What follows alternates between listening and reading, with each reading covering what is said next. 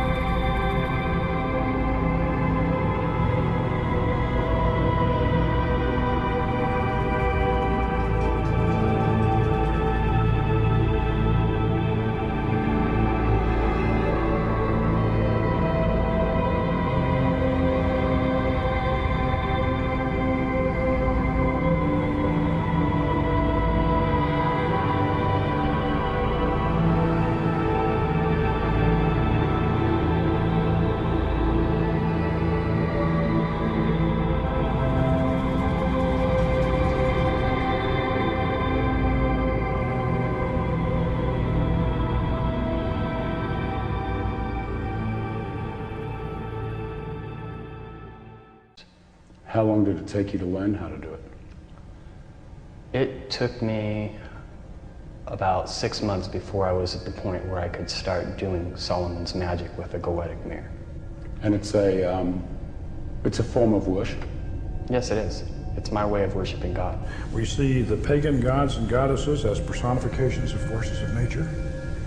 And so we have a whole plethora of entities, and even down into the elements, where we have the gnomes and the earth, and we have the sylphs in the air, and we have the undines in the water, and then we have the salamanders in the fire. So we personify all of the elements and everything. We have a little entity of some kind or another, or a big entity for everything.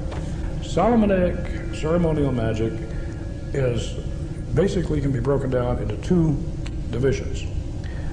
The invocation of the angels, the holy angels, to protect you and inspire you and fill you with the power of God, and then when you've got that mastered, then you set up the dark mirror and the triangle, and then you go for what some people would refer to as the demons. But you use that angelic power that you've already acquired through the crystal ball in the center of the circle and on the altar, and you've got the power of those angels to control the demons that you evoke. You evoke them out of your deep mind. And so Solomonic magic, all the way from back in the Middle Ages, can be broken down into those two facets. Tell me the procedure we're going to go through tonight, just what you're going to do, what we're going to see. What you're going to see is the evocation stage of Solomon's magic. This is the advanced stage after you have gone through the series of angelic invocations, which we're not going to specifically do tonight. They've already been done. We've got the angels already inside us and on our side, but we are going to invoke those angels with a pentagram ritual. Mike's going to do that, Frater Solomon. He's going to invoke the angels with a pentagram ritual. Then I'm going to open up the psychic centers, because we are, as far as I know, we are the only lodge in the West that has a full operating system of chakras. We have all the planets and the spheres of the Kabbalistic tree of life right in one straight line. So we operate that way. So we're going to have a ritual after Mike does his pentagram ritual and establishes these four angels that we're talking about and gets them to protect us and cast the circle. Then I'm going to open up the particular sphere that we're working in, the lunar sphere. Then from there we're going to go on up to the sphere of Jupiter.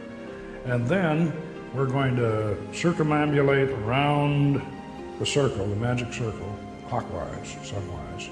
And then we're going to get on that mirror, and Mike is going to be staring into the mirror, and I'm going to sit behind him as the Magus, and I'm going to conjure, and he will go into a trance. We'll both be in a trance, actually. Before I'll ever do an operation, I usually know what spirit I'm going to do, and my mindset will already begin to be geared towards that spirit, and I'll already be interacting with the energies of that spirit. And then by the time I do the operation, the spiritual energies from that spirit will actually come inside of me, to the point that I'll be able to look in that mirror, and my reflection will actually morph into the spirit that I'm having a conversation with. His reflection blanks out, and as I'm conjuring, then what comes back in is going to be the spirit. What does it feel like? Are you aware of what's happening, or are you in a total trance? Can you remember what's happened? I am aware of what is happening, but there is somewhat of a transformation that does occur. So what's inside of me isn't really what's me speaking. It's these ideas that are pouring through me from a foreign energy, and these foreign energies will begin to express themselves in their own unique ways that I'll eventually realize are not my own thoughts. When we videotaped the actual summoning of the spirit in the temple, there were no rehearsals and no retakes. So what you're about to see is real, shown exactly as it happened. And in my professional opinion, it's one of the most remarkable documentations of a supernatural event ever recorded. Lies in the Book of Spells.